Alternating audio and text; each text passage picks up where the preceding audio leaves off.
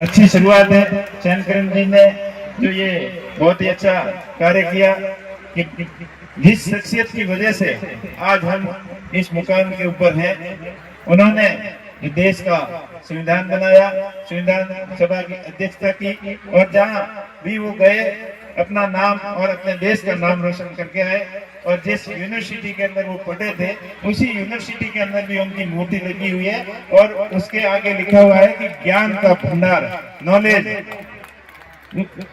उनकी जो क्षमता थी, शिक्षा के प्रति जो रुचि थी, वो उन्होंने अपनी साथ विदेशों के अंदर भी छोड़ी और अपने देश के अंदर जो शिक्षा के प्रति उन्होंने जो अलग जगाई और संविधान के माध्यम से समस्त देशवासियों को जो आगे बढ़ने का अवसर मिला और एक ऐसे संविधान का निर्माण किया जो कि विश्व के सबसे बड़ा लिखित संविधान है और सभी देशों के संविधानों की अच्छाइयों को ग्रहण करते हुए उन्होंने अपने देश को एक संविधान समर्पित किया, जिसकी वजह से आज हम इस स्टेज पे हैं। उनका मान और सम्मान हमेशा हृदय के अंदर रखना हम सबका कर्तव्य बनता है।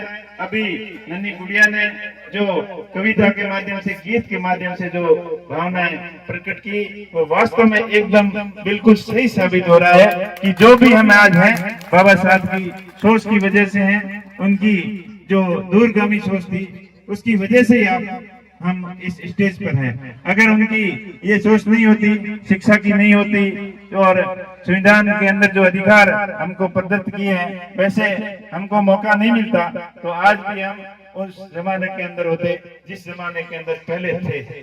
और जो उनका सपना था, वो सपना अभी पूर्ण रूप से साकार नहीं हुआ है। उस सपने की दिशा के अंदर अपन आगे तो बढ़े हैं, लेकिन 50-60% तक ही बढ़े हैं। अभी अमराराम जी बता रहे थे कि शिव पर लगने के लिए कोई तैयार नहीं होता, लेकिन आज वो समय आ गया अमराराम जी। अभी मैंने देखा था नगर पालिका के अंदर कोई भर्ती निकली थी, वहां पर MA BA ग्रेजुएट और डिप्लोमा इंजीनियरिंग की डिग्री लिए हुए बच्चे घूम रहे हैं कि हमको ये नौकरी मिल जाए। पर ये इस जमाने की सोच है कि कोई काम की वजह से, कोई काम के स्तर की वजह से भेदभाव नहीं हो रहा है और आने वाले समय में बिल्कुल भेदभाव नहीं रहेगा, ये हम सभी उम्मीद करते हैं। और इसकी मेन वजह थी वो शिक्षा थी। जो भेदभाव करने वालों के अंदर भी शिक्षा की कमी थी और भेदभाव सहन करने वालों के अंदर भी शिक्षा की कमी थी। दोनों तरफ से एजुकेशन के माध्यम से समझ बढ़ी, सोच बढ़ी, तभी ये भेदभाव बिल्कुल कम हुआ और धीरे धीरे आने वाला ऐसा समय आएगा कि भेदभाव बिल्कुल खत्म हो जाएगा। अभी खत्म होने की कगार पे ही है और आगे आने वाले समय में एक बड़ा खतरा जरूर है, वो भेदभाव होगा अमीरी और गरीबी का। आज जो देश के हालात बने हुए, अमीर बहुत अमीर बनता जा रहा है और मध्यम वर्ग और पिछड़ा वर्ग गरीब है, वो उनकी आर्थिक स्थिति बहुत खराब होती जा रही है। ये आने वाले समय के लिए चिंता की बात है और इसका समाधान ही शिक्षा है। अगर शिक्षा के ऊपर हम सब जोर देंगे, अपने बच्चों को अच्छी से अच्छी शिक्षा दिलाएंगे, तभी इन सारी समस्याओं से समाधान हो पाएगा। सबसे पहले आप सभी कनाना वासियों को मैं बहुत बहुत धन्यवाद दूंगा कि चुनाव के बाद में आज पहली बार आपके गांव के अंदर आया हूं और चुनाव के समय जब आया था तो नागा बाबा की इस पवित्र धरा पर बाबा साहब से आशीर्वाद लेके गया और माँ शीतला की कृपा भी बनी और कनाना ग्रामवासियों और पूर्वी बाड़मेर जैसलमेर के लोगों की मेहरबानी से, आशीर्वाद से मैं बाड़मेर जैसलमेर बालोतरा का सांसद बना। इसलिए कनाना वासियों को भी बहुत बहुत आभार और बहुत बहुत धन्यवाद कि आपने बहुत सहयोग किया। और समय और परिस्थितियां आदमियों की अलग अलग होती है, लेकिन ऐसी परिस्थितियों के अंदर भी आपने खूब सहयोग किया, इसलिए आपका बहुत बहुत आभार, बहुत बहुत धन्यवाद।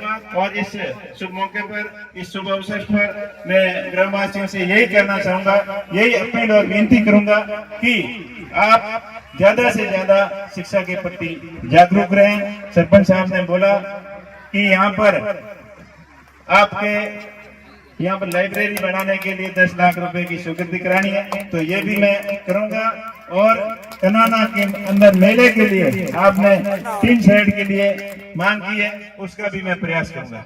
दोनों आपके काम करवाने टाइम लग सकता है, बहुत बड़ा क्षेत्र है और MP LAD और MLA का बहुत बराबर होता है। तो एमपी के अंदर तो पूरे 8 विधानसभा क्षेत्र है और एमएलए के अंदर एक ही रहती है, तो थोड़ा बहुत तो फर्क हो सकता है, लेकिन मैं प्रयास करूंगा कि आपके गांव के अंदर ये जो 2 काम सरपंच साहब ने बताए हैं, ये दोनों काम आपके लिए मैं करवाऊंगा, चाहे किसी फंड से हो, चाहे एमपी अलर्ट से हो या डीएमएफटी से हो या अमराराम जी और हम सब मिल के करें, पर आपके काम जरूर करवाएंगे, बढ़िया कराएंगे। और शहर तो 10 लाख की आपने कही, हमारा प्रयास रहेगा कि उससे भी बड़ा शहर बनवाएंगे, ताकि मेले के अंदर सबको यहाँ सुविधा हो सके। ये मारवाड़ का पवित्र शीतला माता का स्थान है और यहाँ पूरे मारवाड़ के लोग शीतला माता के दर्शन करने के लिए मेले के अंदर आते हैं और माता की कृपा सभी क्षेत्रवासियों पर बनी रहती है। और ये अपनी मारवाड़ की मरुगंगा लूणी नदी के बारे में भी अमराराम जी ने अभी बोला था, तो वास्तव में नदी बहुत ही प्रदूषित होती जा रही है और नदी के संरक्षण के ऊपर गवर्नमेंट की तरफ से, मैं अभी की नहीं बात कर रहा, नहीं पहले की बात कर रहा, हम सबकी जवाबदारी रही है कि इस नदी के संरक्षण में कहीं न कहीं हमारी कमी रही है, ताकि इस नदी के अंदर जो लोग, जो औद्योगिक इकाइयों का गंदा पानी हो, चाहे अवैध खनन के माध्यम से हो, इस नदी को बर्बाद जो कर रहे हैं, तो आने वाले समय में विकट स्थितियां हो सकती है। इसलिए हम सबकी जवाबदारी बनती है कि इस नदी का संरक्षण करें और नदी के को प्रदूषित कोई न करें, इसके लिए हम जागरूक रहें। अगर जागरूक रहेंगे तभी आने वाला समय सबके लिए अच्छा आएगा। एक जमाना ऐसा था कि नदी के आसपास का क्षेत्र बहुत ही हरा भरा था, बहुत अच्छी खेती होती थी, लेकिन 20 के अंदर कुछ साल ऐसे थे कि सूखा का सामना करना पड़ा, लोगों के ट्यूबवेल सूख गए और अब दोबारा नदी आई है तो फिर खुशहाली आई है। तो 20 में इस नदी के संरक्षण के लिए एनीकट हो, डैम हो, जिसके माध्यम से नदी का जल स्तर हमेशा अच्छा रहे और नदी का जल प्रदूषित न हो, इसमें औद्योगिक इकाइयां बदमाशी करते हुए गंदा पानी नदी के अंदर न छोड़े, इसके लिए हम सब मिलकर प्रयास करेंगे और क्षेत्र के विकास के लिए हरदम आगे रहेंगे।